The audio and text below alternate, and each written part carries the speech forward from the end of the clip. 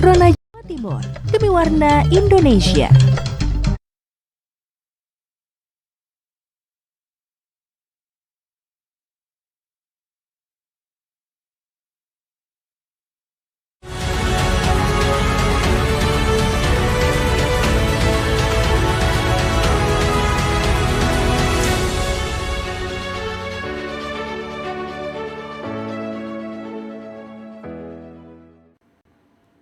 Selamat malam pemirsa Dialog Khusus Lawan COVID-19.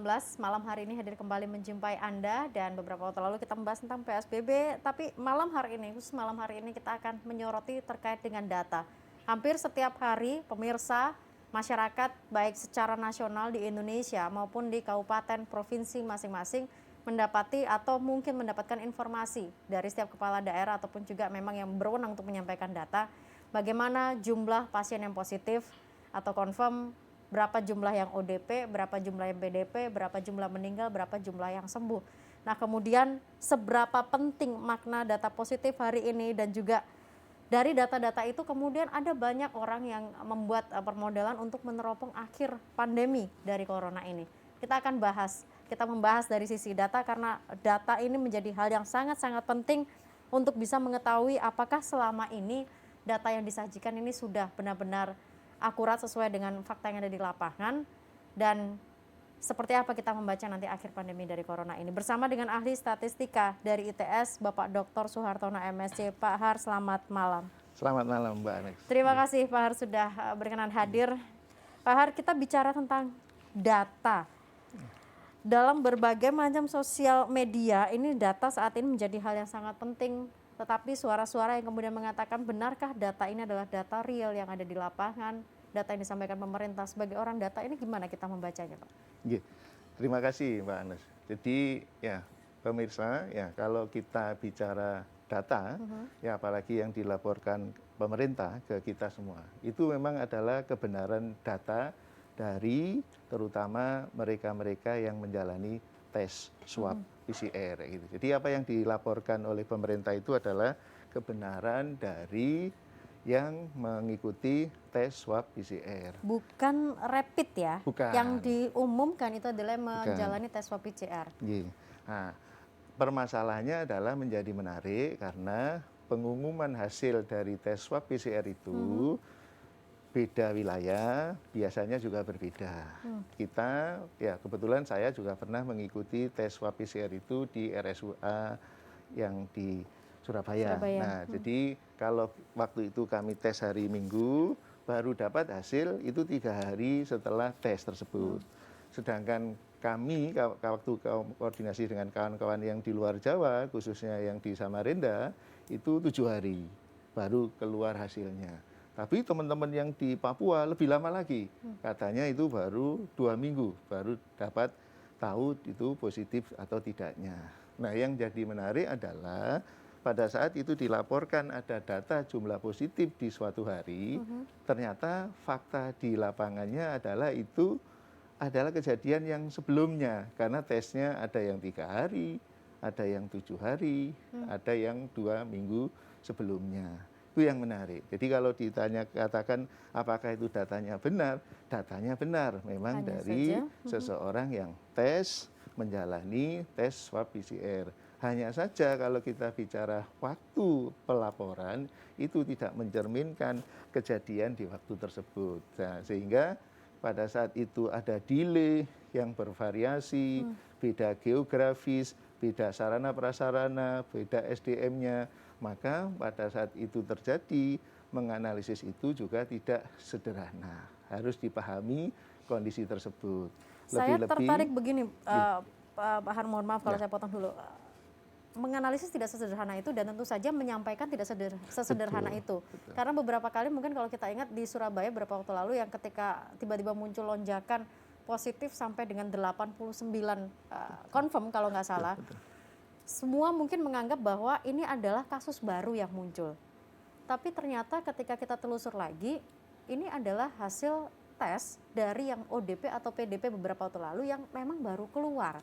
Tapi ini tidak tersampaikan atau mungkin tidak terinformasi dengan benar. Itu gimana ya sebagai penyampaian untuk masalah data ini, Pak? Ya, jadi menurut saya ya pemerintah sudah berkoordinasi dengan baik dengan rumah sakit atau dengan institusi yang diberi kewenangan untuk menjalankan tes swab PCR itu. Ya, bahwa penyampaiannya itu ya di waktu setelah itu diperoleh memang ada semacam kan ada aturan ya yang boleh menyampaikan itu siapa dan kapan ya itu.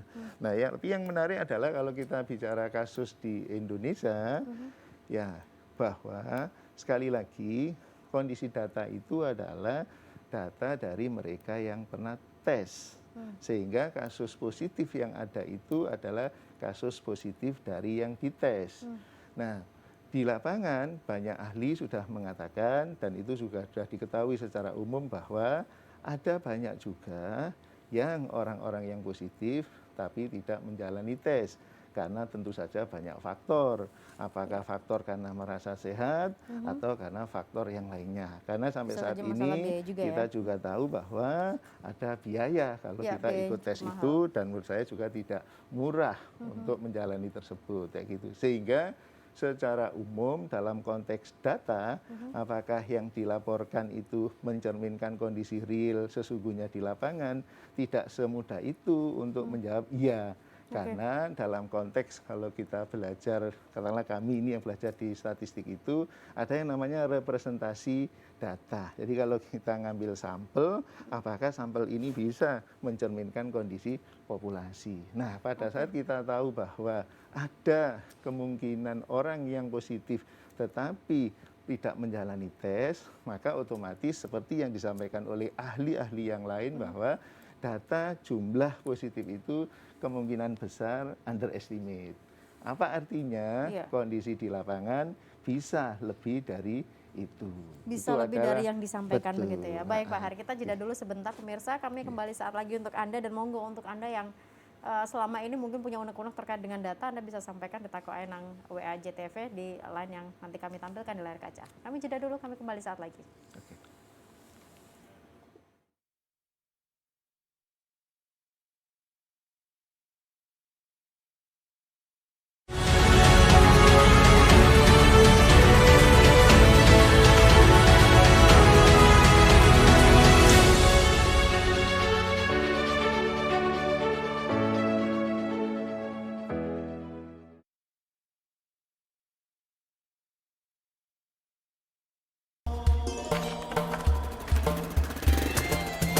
Milea, aku ramal. Apa? Ketemu di kantin? Kan lagi libur lebaran. Bukan, aku ramal. Apa? Naik motor kamu? Gak usah, ntar nyangkut lagi. Dengar dulu, aku ramal. Kamu bakal ngejar aku. Nih, buat kamu. Eits. Coklat Dilan, manisnya bikin rindu.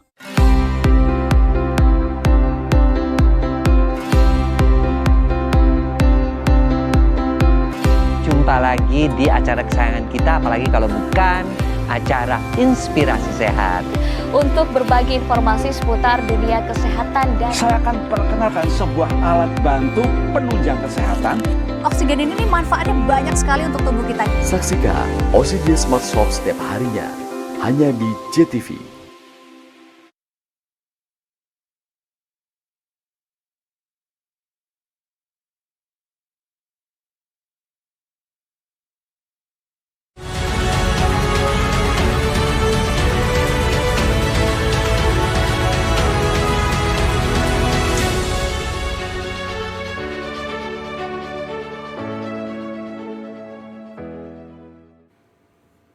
Ya pemirsa, berbicara data memang tidak semudah kemudian kita membaca angka yang disampaikan, berapa yang positif, berapa ODP, berapa PDP, karena memang sangat-sangat dinamis dan harus di cross check lagi dengan sampel yang ada di lapangan dan memang harus berkonsultasi, ngobrol langsung dengan ahli statistika dalam hal ini dari ITS hadir Pak Suhartono. Pak Har, kalau dikatakan tadi bagaimana masalah sampling dan ini terkait dengan tes yang dilakukan. Artinya memang sangat-sangat penting untuk kita bisa mengetahui seperti apa sih kondisi Indonesia saat ini adalah dengan tes sebanyak-banyaknya. Begitu, Pak. Oke. Ya, jadi kalau tadi dikatakan tes sebanyak-banyaknya, ya tidak harus seperti itu. Karena kan istilah tes massal, tes sebanyak-banyaknya itu ada banyak implikasi. Implikasi waktu dan implikasi biaya. Kita mengacu saja kepada negara-negara yang sukses ya menangani masalah COVID-19 ini dengan baik. Dan itu ada buktinya. Anggap saja contohnya itu ada di Korea Selatan, ya terus di Australia, di New Zealand, sama di katakanlah Jerman katakanlah itu. Anggap saja fokus ke Korea Selatan, yang tadi kita tahu bahwa hampir 3 bulan sudah selesai. Selesai itu tidak berarti nol, tetap ada kasus baru, tapi kasus baru itu sebagian Sangat-sangat dari rendah ya? luar, bukan orang. Oke. Nah, kalau kita mengacu itu, data dari World Meter Coronavirus itu jelas menunjukkan tiap negara ada di situ dan kolom yang paling kanan itu sudah jelas. Nah, kolom yang paling kanan itu menunjukkan jumlah penduduk yang menjalani tes per 1 juta populasi. Itu menjadi salah satu keyword juga untuk secara cepat memahami, mengerti bagaimana kondisi penyebaran orang yang positif COVID-19. Nah, itu kalau nanti dilihat dari website itu sampai hari ini katakanlah yang negara dengan jumlah positif itu lebih dari 10.000, bisa dilihat bahwa untuk negara kita memang jumlah penduduk yang dites per 1 juta masih kecil. Ya, kalau kita lihat di Korea itu sekitar 12.000 ya per 1 juta. Katakanlah kita kirakan 1% lah atau 1 dari 100 orang. Kalau di Indonesia masih sangat sedikit. Artinya kita juga tidak harus mengikuti seperti di Korea. Kita harus tahu dulu posisi penyebaran ini, ya daerah hotspotnya, daerah epicentrumnya di mana saja, kayak gitu. Ya karena memang harus diakui bahwa tes swab PCR ini yang dipakai untuk menyimpulkan dia positif atau tidak itu perlu waktu dan perlu biaya. Betul. Itu yang tidak mudah. Tapi ya kabar baiknya kan hampir semua pimpinan daerah yang zonanya merah itu sudah mengusahakan itu. Apa tujuannya?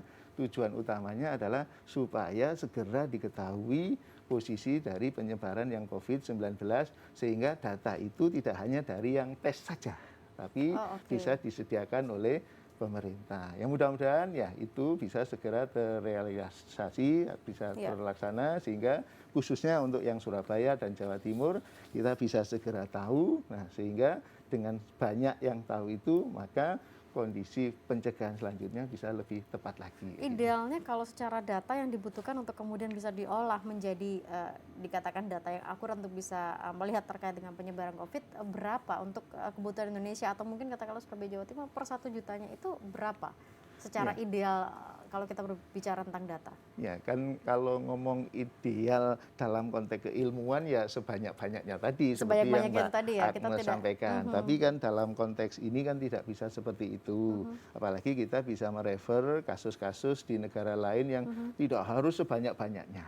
Tadi contoh sederhana sekitar 10% itu kalau di Korea dari total populasi. Tapi kalau untuk Indonesia mungkin itu bisa terlalu banyak juga. Ya, tadi tergantung dari kondisi kemampuan dari pemerintah kota dan pemerintah atau pemerintah daerah. Tapi yang lebih utama lagi bisa diidentifikasi wilayah-wilayah mana yang sekarang itu sudah ada posisi itu atau zona merah itu yang jadi prioritas ya gitu. Justru ya itu supaya tadi itu konteks waktu dan konteks biaya bisa diminimalisasi, tetapi representatif dari data itu lebih kuat atau lebih tajam sehingga untuk langkah selanjutnya lebih tepat. Kira-kira itu.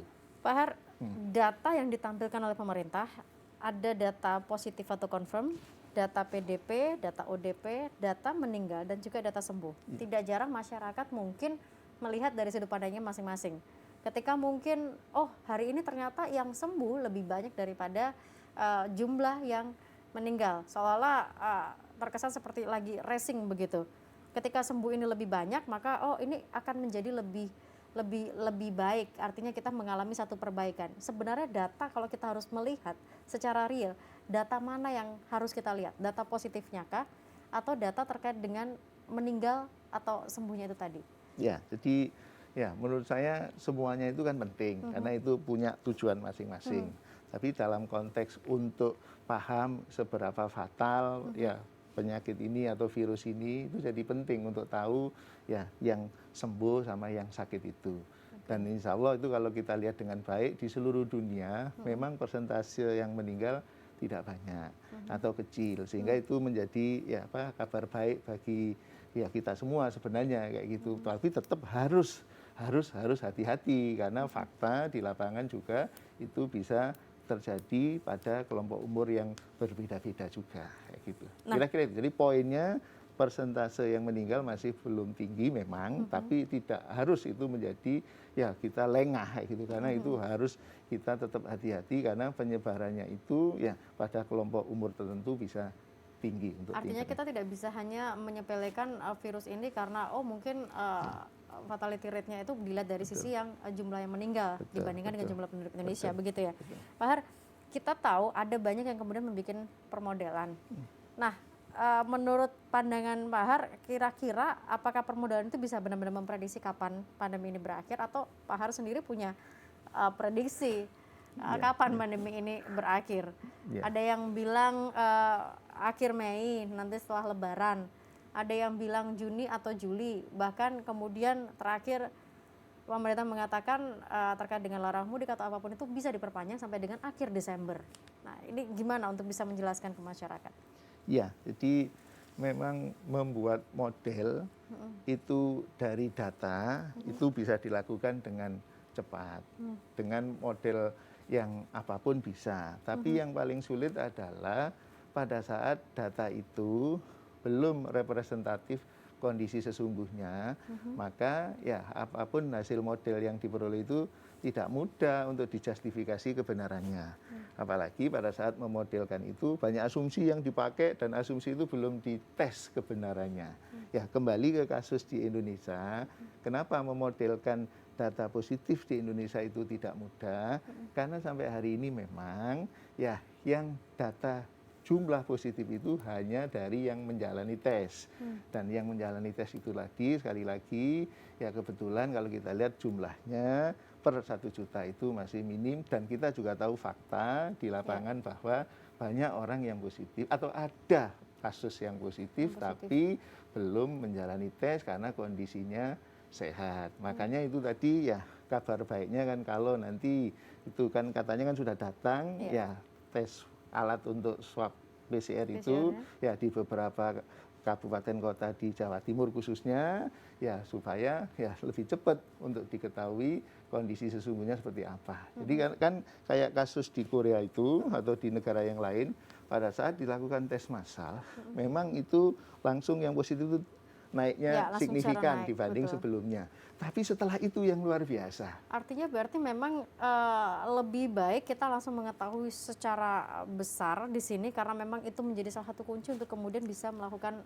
skenario-skenario berikutnya. Betul. Jadi ya setelah itu dilakukan tes tadi relatif kondisi di lapangan itu terwakili, maka penanganan-penanganan yang sudah dicanangkan oleh pemerintah itu melalui protokol-protokol yang luar biasa itu akan lebih efektif karena memang kondisi ya posisi di mana itu terjadi diketahui. Nah pada saat itu masih terlalu sedikit karena mungkin karena keterbatasan jumlah alat atau jumlah SDM atau apa. Memang ya untuk menyatakan bahwa data ini sudah sesuai dengan kondisi di lapangan tidak mudah. Nah kembali ke tadi masalah pemodelan, pada saat itu model dibangun dari data yang belum mencerminkan kondisi sesungguhnya. Kita tidak bisa berasumsi secara langsung begitu tetap, ya tetap kebenarannya ada, tapi dibalik ngomong kebenaran yang ada itu errornya juga ada.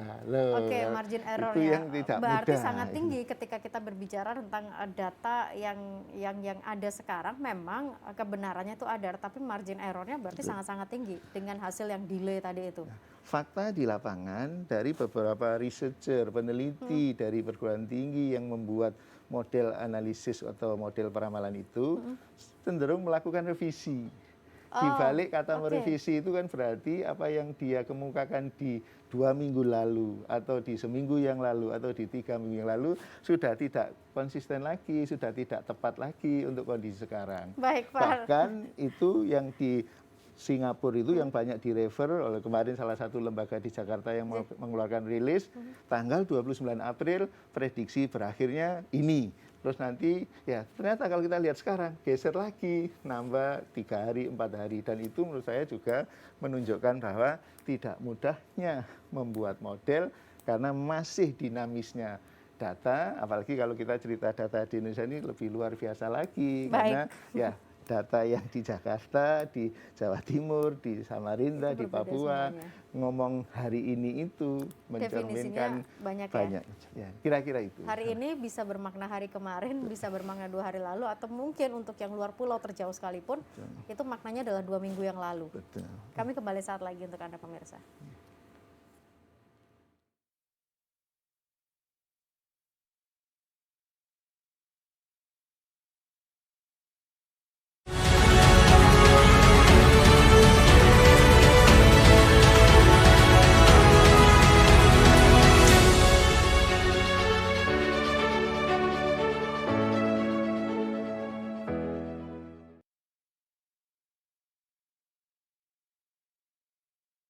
Maaf lahir batin ya Bu, terima kasih sudah melahirkan Milea. Maaf juga Bu, aku sudah lancang mencintai anak Ibu. Tolong sampaikan ini pada Milea. Aku suka Milea Bu, tapi malu mau bilang. Itu udah bilang. Aku kan bilangnya ke Ibu, bukan ke Milea. Tapi Milea denger kan? Mudah-mudahan Bu. Enak juga ya coklatnya. Coklat Dilan, manisnya bikin rindu.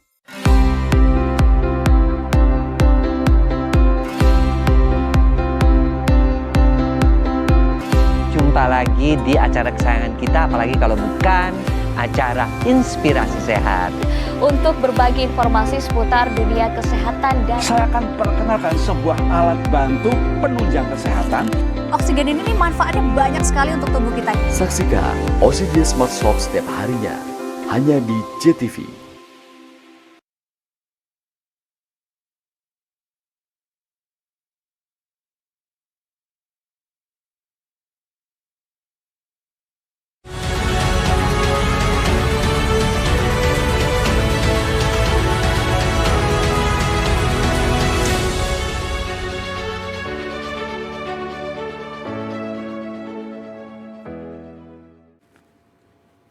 Terima kasih pemirsa, Anda tetap bersama dengan kami di Dialog Khusus Lawan COVID-19. Masih bersama dengan Pak Suhartono selaku ahli statistika ITS. Kita berbicara tentang data. Mungkin buat banyak orang tidak terlalu penting begitu, tetapi ini menjadi hal yang boleh dikatakan sebagai jantung utama untuk bisa memprediksi dan juga menggambarkan bagaimana sebaran COVID-19 ini. Pak Har, kalau kita bicara tentang data begitu ya, saya coba tampilkan dulu, ini adalah data dari Jatim per tanggal 1 Mei 2020. Sebarannya dari Provinsi Jawa Timur ya. Ini adalah peta yang diberikan oleh Provinsi Jawa Timur yang confirm hari ini 1031. Ini dengan ada jumlah pasien yang dirawat.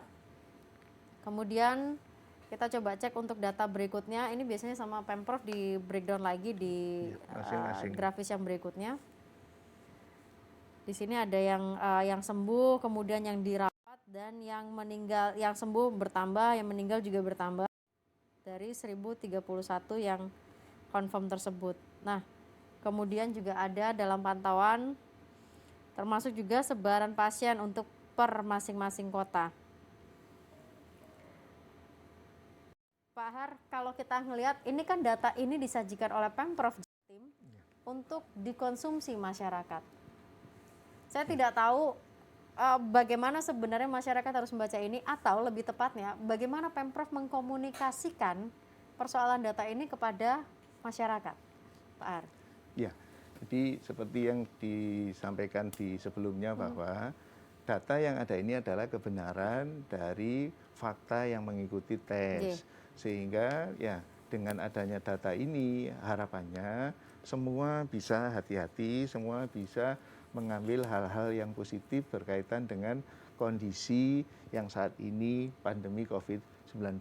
Jadi ya kalau kita lihat sisi positifnya luar biasa. Kita jadi tahu di sekeliling kita, di lingkungan kita itu ada yang positif atau tidak. Sehingga nanti kalau itu ada, maka antisipasi ya berkaitan dengan protokol-protokol yang sudah dilakukan, ya pematuhan dari kebijakan-kebijakan yang sudah dilakukan oleh mau pemerintah pusat, pemerintah daerah, bahkan di lingkungan yang lebih kecil bisa lebih efektif karena sudah ada warning tentang kondisi real di lapangan. Menurut saya itu yang lebih utama, ada hal positif yang bisa dilihat bersama bahwa ini loh kondisi di sekeliling kita. Maka kita harus peduli dengan karena itu sudah zona merah, itu menjadikan harus semua hati-hati, semua ya harus bisa mengambil tindakan yang pas khususnya supaya penyebaran itu bisa segera tertangani. Menurut saya itu sisi poin positifnya. Komunikasi data kepada masyarakat itu gimana ya Pak Har ya? Sebagai orang data, pastinya Pak Har akan dengan mudah untuk membaca data dan mengartikan itu. Tetapi tidak semua bisa mengkomunikasikannya dengan jelas dan tidak semua bisa menerimanya dengan jelas. Artinya ketika kita melihat pemerintah berkomunikasi menyampaikan data, hari ini bertambah sekian positif, yang meninggal sekian, yang sembuh sekian. Dan itu selesai sampai di situ. Pak Har, kemudian pemerintah sering mengulang terkait dengan imbauan-imbauan. Tapi bagaimana pentingnya masyarakat paham dengan data tersebut, betapa bahayanya virus ini, saya rasa itu masih sangat-sangat kurang. Gimana berkomunikasi tentang data ini kepada masyarakat? Ya, jadi ya pertanyaannya itu luar biasa berkaitan dengan komunikasi ya. Jadi tapi yang ditanyakan khusus komunikasi data. Ya. Gitu. Jadi yang menarik begini. Jadi berkaitan dengan COVID-19 ini, kalau kita lihat itu hampir elemen masyarakat khususnya ya mulai pusat sampai yang terkecil katakanlah RT atau RW itu sudah banyak yang membuat itu adalah kayak gugus satgasnya. Jadi justru yang utama adalah ya dengan tahu data ini at least ya orang-orang yang ada di gugus satgas itu apalagi kalau sampai level RT RW itu yang utama dulu yang paham ini karena mereka yang harus juga ya mengontrol atau bertanggung jawab dengan lingkungan terkecilnya. Kalau itu harus semua paham kayaknya juga tidak mudah karena memang kan negara kita khususnya di Jawa Timur atau Surabaya ya dari strata pendidikan, dari geografis, demografisnya dan lain-lain kan orang kan mau macam-macam kayak gitu. Ada tanggung jawab yang harus diberikan khususnya kepada itu tadi satgas-satgas yang ada di tempat-tempat mulai yang dari atas sampai level bawah. Kayak kami misalkan saya di ITS, ya di ITS ada satgasnya. Itu yang kita harus ada khusus bagian yang mengupdate ini, yang menyampaikan ke anggota-anggotanya. Jadi justru yang bisa mengkomunikasikan dengan baik itu harusnya satgas di lingkungan itu sendiri. Karena mereka lah yang mengerti siapa yang ada di lingkungannya. Sehingga menurut saya bahasa komunikasi itu pastilah tidak mungkin dengan bahasa tunggal. Satu kalimat untuk semua. Karena keberagaman betul. Nah, mudah-mudahan dengan data yang ada tadi itu, dengan visualisasi seperti itu, ya kita encourage untuk satgas di unit-unit yang terkecil, karena sampai kelurahan atau RT RW itu bisa mengkomunikasikan at least untuk lingkungan dia, sehingga proses pencegahan, ya penyebaran itu bisa diminimalisasi. Jadi menurut saya itu keywordnya. Itu keywordnya, Pak Har, sorry. Apakah dari data tadi itu apakah perlu disebutkan? Artinya ketika ini ada yang confirm hari ini per 1 Mei, karena setiap data itu selalu tulisannya adalah per tanggal sekarang. Apakah perlu disebutkan ini adalah hasil dari tanggal yang lalu, ini adalah hasil dari yang ini? Itu perlu nggak sih untuk ini? Atau gimana, Pak Har? Ya, jadi kalau ditanya perlu, ya perlu sekali. Karena kan orang kepingin tahu kondisi dia dari waktu ke waktu. Secara jadi, realnya, jadi kondisi dia itu dalam tanda kutip ya dirinya sendiri dan lingkungannya. Makanya menurut saya pemerintah sudah tepat untuk memberikan update tentang kondisi COVID-19 dari hari ke hari. Sehingga ya harapannya dari situ masyarakat bisa paham kondisi sekarang gimana? Lepas itu datanya seperti itu dibandingkan kemarin, 2 yang kemarin, sehingga dari situ orang akan lebih paham lagi ya hari ini kan kita fokusnya kan hari ini supaya betul. Kalau kita tahu kondisi hari ini kita ini seperti apa, harapannya tindakan-tindakan yang tepat supaya ke depan itu lebih baik bisa segera dilakukan. Baik, Pak Har. Saya coba tampung dulu. Ini ada beberapa yang masuk di line WhatsApp dari Tako Enang WAJTV. Corona kapan berakhir menurut ramalan? Oke. menurut ramalan. Kemudian apa benar corona baru selesai tahun depan? Satu lagi mungkin yang sudah ditampung, kondisi seperti ini sampai kapan sih Pak? Ya semua rata-rata kemudian bertanya sampai kapan. To be honest, di sini bukan peramal juga sih yang datang, tetapi ini adalah orang yang kemudian membaca data. Tetapi mudah-mudahan dari data ini kita bisa mencoba mengira-ngira atau mungkin bisa dikatakan meneropong akhir pandemi dari corona. Gimana? Kalau pertanyaannya seperti itu. Iya, jadi yang menarik itu adalah pada saat kita ditanya kapan kapan itu berakhir, berkacalah, belajarlah dari negara yang kasusnya berakhir atau mendekati nol. Itu adalah pelajaran yang luar biasa yang bisa kita tiru karena ada fakta yang bisa kita aplikasikan, yang bisa kita terapkan untuk kondisi Indonesia. Yang luar biasa, kita nggak usah ngomong yang Eropa, nggak usah ngomong yang Australia, katakanlah yang Korea itu jelas. Ya, sampai hari ini ya Korea itu bisa dikatakan mendekati nol untuk yang positif COVID-19. Nah, kalau kita mengaca ke yang Korea, berarti kita bisa tahu, oh cuma 3 bulan ya itu di Korea. Tapi kata-kata 3 bulan itu maknanya dalam, harus dimengerti apa yang dilakukan di Korea dan itu bisakah diaplikasikan langsung atau harus melalui penyesuaian-penyesuaian untuk kondisi di Indonesia, khususnya di Surabaya atau di Jatim, kita sesuaikan dengan kondisi masyarakat kita, ya kita sesuaikan dengan kondisi geografis kita, apalagi kalau kita bicara Indonesia. Tapi insya Allah ya kalau kita membaca, melihat ahli-ahli di dunia yang melakukan peramalan, ada semua itu. Dan sebagian mereka juga sangat hati-hati.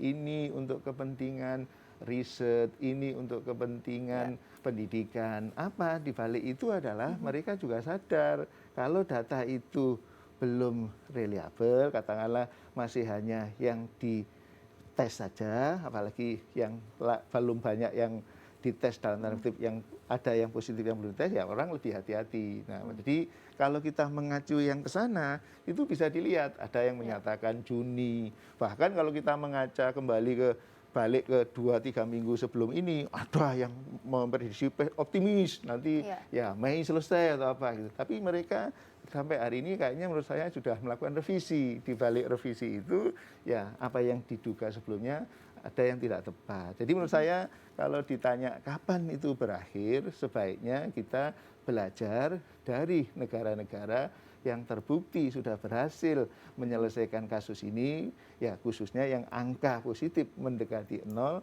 terutama adalah mengapa kok bisa berhasil gitu. Baik itu dari sisi pengambil kebijakannya apa yang dilakukan, baik dari masyarakatnya apa yang harus dilakukan berkaitan dengan apa yang sudah ditetapkan oleh pemerintahnya supaya itu seperti di negara-negara yang sudah terbukti bisa menyelesaikan ini. Artinya rasa optimis atau segala macam pandangan kapan ini akan berakhir itu tidak serta-merta ditelan mentah-mentah, tapi harus dibarengi dengan niatan juga untuk melakukan sesuai dengan protokol-protokol kesehatan. Tidak ada yang salah dengan protokol kesehatan, hanya masalahnya dilakukan atau tidak. Dan kita tidak bisa menyerahkan sepenuhnya kepada pemerintah kalau persoalan itu ya. Iya. Pak Har, kita jeda dulu sebentar. Saya nanti mau tanya karena Pak Har tadi sampaikan data positif ini kan dari tes swab PCR, bukan rapid. Nah, ini mungkin juga boleh disampaikan seberapa besar rapid test yang dilakukan ini membantu untuk data. Kalau memang data positifnya adalah dari tes swab PCR. Kami kembali saat lagi pemirsa.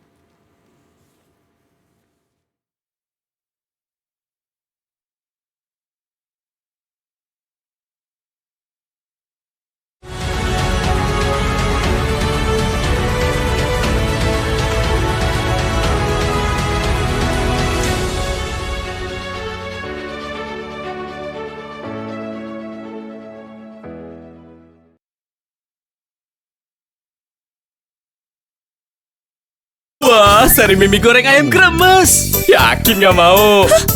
Wah. Kremesannya makin nyakres. Gurihnya makin mantap. Sari mie goreng ayam kremes. Makin nyakres, makin gurih.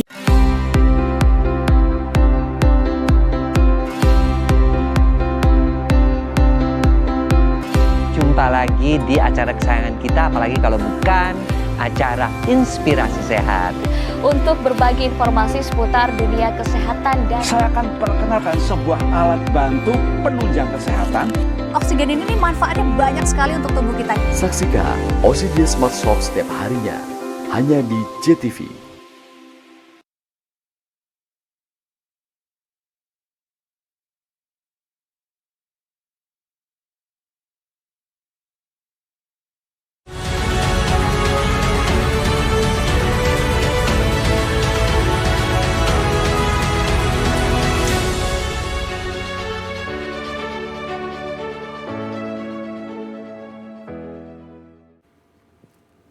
Terima kasih pemirsa Anda tetap bersama dengan kami. Mungkin memang kalau kita bicara tentang data itu sangat-sangat tidak familiar di masyarakat begitu. Tetapi sekali lagi ini harus menjadi kesadaran kepada masyarakat ketika kita melihat bertambahnya jumlah pasien positif itu harus dimaknai bahwa kita harus lebih aware lagi untuk bisa segera melewati pandemi ini, karena selesai atau tidak bukan tergantung dari prediksi, bukan tergantung juga dari data, tapi tergantung dari kita menerapkan protokol kesehatan atau tidak.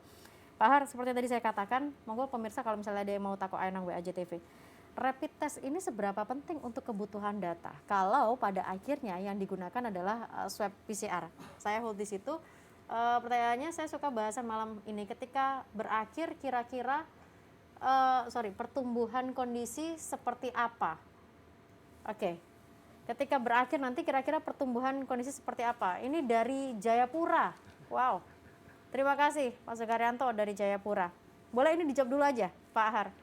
Ya, jadi pertanyaannya menarik gitu ya, karena semuanya itu kita harus mengira-ngira ke depan seperti apa, dan itu memang tidak mudah. Selalu yang dipakai untuk menjawab itu kan berarti dengan asumsi ya, dengan ya skenario tertentu kayak gitu ya. Tetap ya harapannya adalah ya kalau nanti berakhir kita bisa segera bangkit kembali untuk ya memperbaiki kondisi selama kita mengalami pandemi COVID-19 ini kayak gitu. Karena kan kita tahu selama COVID-19 ini banyak hal yang berubah. Ada dampak negatif kita tidak bisa pungkiri, tapi dampak positif juga banyak. Ya, kalau kita di perguruan tinggi kayak kami di ITS kan akhirnya inovasi-inovasi yang dilakukan ITS banyak, terutama untuk kesehatan dan untuk penanganan COVID-19 ini. Mulai dari yang hand sanitizer sampai yang robot. Jadi kalau dulu ITS itu robotnya untuk lomba-lomba, sekarang robotnya luar biasa bisa untuk juga ya. kesehatan atau kemanusiaan. Termasuk kami ya sudah biasa ngajar online, sehingga kalau ngajar online kita punya sendiri yaitu namanya My ITS Classroom. Nah itu nanti kalau sudah semua dosen punya materinya dengan baik selama semester ini, itu bisa dipakai untuk membantu perguruan tinggi yang lain, misalkan yang di luar Jawa, kalau mau belajar dari expertnya yang ada di ITS. Tidak perlu datang ke ITS, cukup lihat di YouTube atau ya dikirim materinya lewat WA atau yang lain yang simple, mereka sudah bisa melakukan itu. Dulu kami tidak biasa itu, sekarang kepedulian kami terhadap ya mau kesehatan, mau itu pendidikan akan bisa lebih baik lagi ke depannya itu. Pak Har, tadi mudah-mudahan terjawab Pak Sukaryanto di Jayapura. Seperti yang tadi saya katakan, rapid ini seberapa pentingnya pengaruhnya dengan data? Iya, jadi kalau berkaitan dengan rapid test ya sama PCR, swab PCR itu ya berkaitan dengan data gimana. Saya kira itu sudah banyak juga diulas di media gitu. Tapi entry point-nya adalah data itu hasil dari swab PCR, bukan dari rapid test. Nah, tapi kan dari aspek lain ya untuk early warning, rapid itu digunakan itu sebagai juga jaring awal betul. Berarti ya. Nah, cuma masalahnya kan juga harus dipahami apakah itu ya jadi efektif atau tidak untuk kondisi tertentu. Bisa efektif di kondisi tertentu, bisa kurang efektif di kondisi yang lain. Misal ya kalau itu sudah ada swab PCR, saya yakin ya pemerintah atau institusi atau perusahaan yang punya masalah itu mesti menggunakan itu. Tapi pada saat itu mungkin belum ada karena mungkin alatnya sudah habis atau apa, itu merupakan kayak pencegahan ya dini juga ya, karena memang kan ya kita itu maunya yang the best, yang memang yang dipakai untuk mendapatkan data yang akan kita pakai untuk cerita kondisi sekarang gimana. Tapi pada saat itu ada beberapa keterbatasan, ya tidak ada salahnya itu Baik, dipakai. Pak Har. Kita hold dulu sebentar karena ada penelpon yang sudah bergabung. Selamat malam. Selamat malam. Malam, dengan Bapak siapa di mana? Bambang Sutejo dari Pasuruan. Pak Bambang Sutejo dari Pasuruan. Monggo, Pak Bambang. Ya, saya mau menanyakan seperti ini loh. Pihak ITS itu terhadap penelitian tentang corona, sejauh mana sih hasilnya? Oke. Ada lagi Pak Bambang? Apa yang bisa diberitahukan kepada pihak masyarakat? Oke. Oke. Baik, terima kasih banyak Pak Bambang di Pasuruan. ITS, sejauh mana penelitiannya dilakukan terhadap COVID-19 ini? Terima kasih Pak Bambang atas pertanyaannya. Jadi ya ini momen yang baik bagi kami yang dari ITS untuk bisa menyampaikan apa saja yang sudah dilakukan ITS berkaitan dengan COVID-19. Ya, sudah sangat banyak yang dilakukan dan saya kira itu teman-teman di Jawa Pos hampir ya tiap hari juga mempublikasikan ya hasil-hasil ITS yang banyak dipakai di masyarakat, mulai hand sanitizer, terus terus face shield, ya bahkan yang terakhir itu kan ada robot Raisa, jadi itu kan luar biasa ya, namanya kayak nama penyanyi supaya orang mudah mengingatnya. Jadi yang dulu robot itu adalah hasil dari untuk lomba-lomba, sekarang dirakit untuk kepentingan menanggulangi ya COVID-19 ini, khususnya membantu tenaga medis supaya tidak banyak berinteraksi dengan pasiennya sehingga meminimalisasi penyebaran COVID itu ke tenaga medis. Sampai yang terakhir kemarin itu ada ya kita kayak Violeta, jadi kayak untuk disinfektan ruangan, sehingga orang seminimal mungkin untuk berinteraksi juga gitu. Ya, dan secara lengkap sebenarnya kalau dari sisi ITS itu sudah selain dipublikasikan oleh media seperti Jawa Pos atau media nasional yang lainnya, itu juga di website kami itu sudah kita tunjukkan apa saja. Kebetulan yang utama itu adalah banyak donasi yang masuk ke ITS, dan dari donasi itu ya hasil produknya itu kita berikan ke yang membutuhkan. Setiap hari permintaan beberapa produk dari risetnya ITS itu ada, khususnya face shield itu sampai hari ini masih banyak, hand sanitizer itu ada semua. Jadi itu yang dilakukan oleh kami teman-teman di ITS ya, khususnya berkaitan dengan produk-produk penelitian yang memang diharapkan bisa berperan untuk mencegah atau meminimalisasi penularan COVID-19. Termasuk juga pastinya terkait dengan yang sudah dilakukan ITS adalah bagaimana membaca data ini untuk bisa disampaikan dengan clear kepada masyarakat. Begitu ya Pak Hartono? Jadi ada satu tim juga yang juga berinteraksi dengan Pemprov Jatim ya untuk mensupport untuk masalah penyebaran pasien COVID-19 itu. Jadi itu juga ada peran dari tim di ITS. Oke, baik Pak Har. Pak Har, kalau kita bicara tentang data begitu ya, karena saya balik lagi ke tentang komunikasi data. Karena ini mungkin sangat penting dalam beberapa hari belakangan ini untuk bisa dipahami masyarakat. Masyarakat di luar sana udah banyak yang keluar ke jalan nih Pak Har. Saya nggak tahu apakah komunikasinya ini memang yang sangat-sangat minim dari pemerintah ketika menyampaikan data. Saya tidak tahu apakah terlalu menenangkan atau kurang menakut-nakuti sehingga masyarakat menjadi berani. Data ini kan ada data yang sembuh, ada data yang meninggal, ada data yang positif. Mana sebenarnya data yang perlu untuk di-highlight, untuk dikomunikasikan kepada masyarakat? Karena kalau mungkin kita meng-highlight bahwa data yang hari ini sembuh lebih banyak begitu, mungkin masyarakat menjadi tidak lagi aware. Coronanya sudah mau pergi begitu. Kalau kita menghadirkan data yang meninggal, ada beberapa suara di sosial media kemudian mengatakan jangan yang itu aja datanya, banyak hal positif kenapa tidak disampaikan. Ini gimana Pak Har? Tapi dijawab setelah jeda ya teman-teman ya. Kita harus jeda dulu. Kami kembali di segmen terakhir untuk Anda.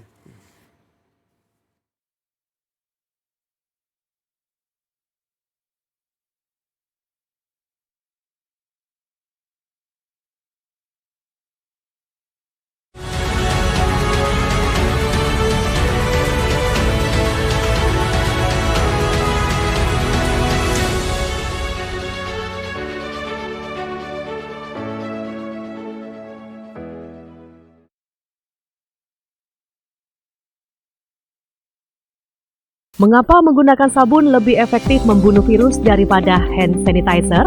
Karena setelah menggunakan hand sanitizer 5 kali berturut-turut, tangan harus dicuci menggunakan air mengalir untuk mencegah resistensi antiseptik.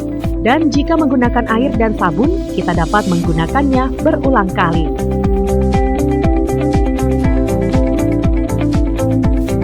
Menggunakan hand sanitizer, residu kuman yang sudah mati masih menempel di tangan.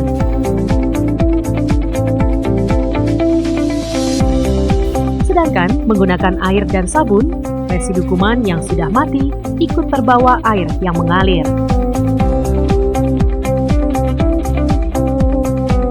Beberapa orang dapat teriritasi kulitnya dengan menggunakan hand sanitizer.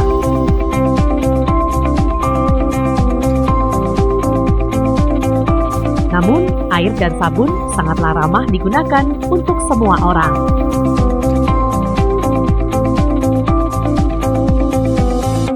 Alkohol di kandungan hand sanitizer sangat mudah menguap jika ditempatkan di luar ruangan atau di tempat dengan suhu tinggi. Sedangkan di kandungan antiseptik pada sabun tidak berubah di segala kondisi.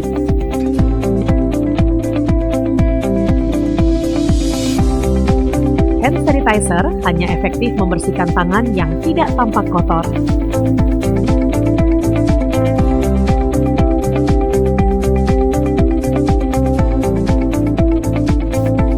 Jika air dan sabun, ini sangat efektif membersihkan tangan yang tidak tampak kotor ataupun tangan yang kotor.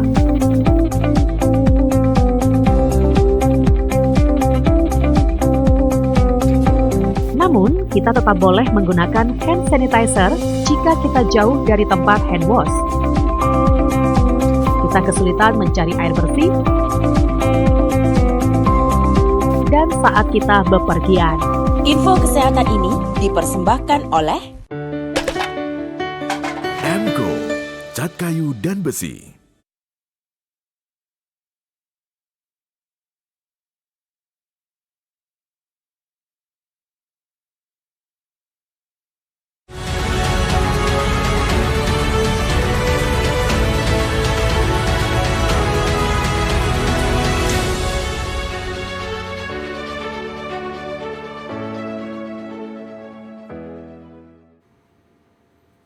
Terima kasih pemirsa Anda tetap bersama dengan kami. Waktu sangat terbatas, tapi sekali lagi supaya kita juga paham kenapa ada berita meninggal yang kemudian di-share, berita yang sembuh yang harus di-share, berita positif. Pak Har, mana yang sebenarnya sangat penting untuk disampaikan sebagai bagian dalam komunikasi data oleh pemerintah kepada masyarakat? Iya, jadi kalau kita melihat kasus ini, awalannya itu kan yang harus di-highlight kan mati ataupun sembuh, itu kan dari terdeteksi positif dulu. Jadi informasi untuk yang terdeteksi positif itu jumlahnya berapa, posisinya di mana, itu jadi yang sangat fundamental. Karena itu awalan untuk proses selanjutnya.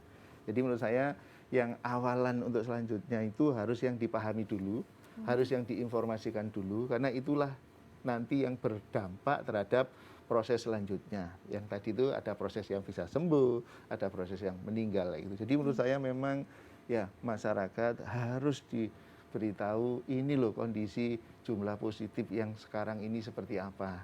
Karena dari situ mudah-mudahan kesadaran tumbuh sehingga semua protokol, semua kebijakan yang diterapkan atau yang dirumuskan oleh pemerintah, karena itu mengacu dari negara-negara yang memang terbukti bisa menyelesaikan itu, bisa dipatuhi dan dilaksanakan. Memang keywordnya tadi adalah siapa sebaiknya yang bisa menyadarkan mereka, karena sebagian masyarakat yang mungkin masih tidak bisa dengan bahasa yang umum. Makanya tadi itu kerjasama ya dengan ya satgas yang unit terkecil, yang diharapkan yang unit terkecil itu yang tahu kondisi lingkungannya, sehingga dia tahu bahasa yang efektif untuk lingkungan seperti apa, itu jadi yang utama gitu. Artinya memang ya kita ini kan ya fokusnya kapan berakhir, datanya benar atau tidak. Justru yang jauh lebih penting lagi adalah kesadaran kita bahwa ini ada masalah dunia, tidak hanya terjadi di Surabaya atau di Indonesia, tapi di mana-mana. Dan sudah ada contoh baik yang seharusnya bisa kita ikuti bahwa oh kalau itu kita ikuti, insya Allah ya kita akan bisa menyelesaikan ini dengan cepat. Tetapi kalau itu tidak bisa kita ikuti, ya memang agak jadi sulit itu. Nah, mudah-mudahan sinergi semuanya selalu saling mengingatkan, sehingga apa yang dirumuskan khususnya oleh pemerintah yang melibatkan banyak ahli itu, banyak ya institusi atau banyak instansi itu bisa berjalan dengan baik. Itu pesan yang utamanya. Baik, itu pesan mungkin lebih mayoritas kepada bagaimana kesadaran masyarakat. Tapi kalau untuk pemerintah sendiri, apa yang harusnya dilakukan oleh pemerintah, Pak Har? Dari sisi orang data, kebutuhan apa yang dibutuhkan, yang harus dilakukan atau disediakan oleh pemerintah? Ya, jadi sekali lagi seperti yang tadi saya sampaikan, kalau kita melihat data tentang kembali ke yang utama, misalnya data kasus positif di dunia, itu ya kalau kita lihat dari contoh-contoh negara yang sukses menangani ini, ada satu kolom yang sangat luar biasa yang menunjukkan bahwa banyaknya penduduk yang melakukan tes per 1 juta. Nah, itu ternyata kalau kita lihat dari kasus di negara-negara di dunia yang sudah lebih dari 10.000, ya sebagian besar atau bisa dikatakan yang sukses seperti di Korea, seperti di Australia, seperti di New Zealand atau Selandia Baru itu relatif lebih banyak dibanding di kita. Tapi itu bersyukurnya kan pemerintah khususnya Jawa Timur ini kan sudah meminta untuk itu dilakukan. Ya, mudah-mudahan itu dalam waktu dekat bisa dilaksanakan ya tepat di posisi-posisi wilayah yang memang menjadi hotspot atau epicentrum, sehingga kondisi real di lapangan siapa yang positif itu semakin diketahui mendekati realita, maka setelah itu mudah-mudahan penanganannya juga berjalan dengan baik, seperti sekali lagi yang saya sampaikan tadi, kasus-kasus di luar negeri awalan mungkin karena banyak yang dites agak sedikit kenaikan, tapi setelah itu yang luar biasa penanganannya bisa dengan cepat untuk menyelesaikan atau menurunkannya. Baik Pak Har, terima kasih. Mungkin sebagai penutup, saya beberapa kali juga berbicara dengan orang data, mereka semua hampir sama suaranya mengatakan bahwa bagi orang data yang paham ketika melihat apa yang disampaikan, itu memang sesungguhnya ini ngeri sekali. Dan mudah-mudahan itu juga dipahami oleh masyarakat atau siapapun. Jangan sampai kita nunggu kejadian dulu baru kemudian kita sadar. Jadi kalau mungkin ada beberapa pertanyaan yang masuk di WhatsApp JTV bertanya kapan virus ini akan selesai, kapan ini semua akan berakhir, perkiraan kapan, semua itu bisa terjawab kalau memang kita taat pada protokol kesehatan dan juga pastinya pemerintah nanti mensupport dari sisi jumlah tes PCR swab-nya. Pak Har, terima kasih baik sudah hadir malam hari ini, mudah-mudahan bisa menginformasi dengan jelas untuk masyarakat terkait dengan meneropong akhir pandemi corona. Saya Agnes pamit, tetap sehat semuanya, tetap jaga diri kita, juga jaga diri orang lain yang ada di sekitar kita. Selamat malam, sampai jumpa. Selamat.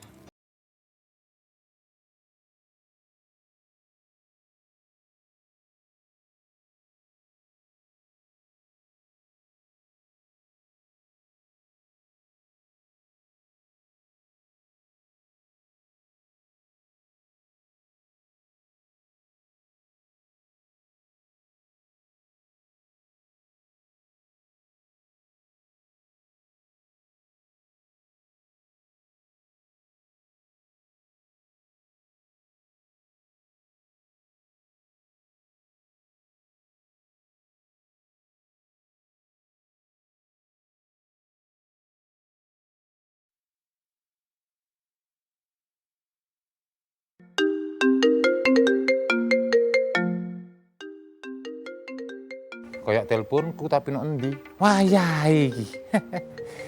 Tiara. Anak apa sih, Bah? Kok celuk ae. Ono apa nek diceluk ndang moro. Nene. Jarene dikongkon masak, kongkon umbah-umbah. Rinya. Wayahe. Wayahe apa kan wis mari wayahe masak wis umbah-umbah wis mari wayahe apa neh? Wayahe acara ngaji Padang Ati Ramadan. Astagfirullahaladzim, aku luali. Rai dike sampiran eling ta? Eling aku wisan. Dulur-dulur. Kabeh sing ono nang omah, ojo nang ndi-ndi. Tetep nang omah. Ngomah wae bareng JTV, ngaji nang Padang Ati, golek barokah, tombo teko, loro lunga. Halo, selamat siang pemirsa, apa kabar Anda hari ini? Di pasar ini biasanya jahe sangat banyak. Namun sejak adanya virus corona, keberadaan jahe terus menipis. Sejak sebulan terakhir, permintaan terhadap masker jenis ini melonjak. Gula impor akan dijual sesuai dengan harga eceran tertinggi atau HET. Ketiganya meninggal secara bersamaan usai menyantap ikan buntal. Sopir hilang kendali dan oleng ke kanan sehingga kendaraan terjun bebas ke sawah. Rek, iki woro-woro kanggo sampean kabeh. Ono sing anyar nang wulan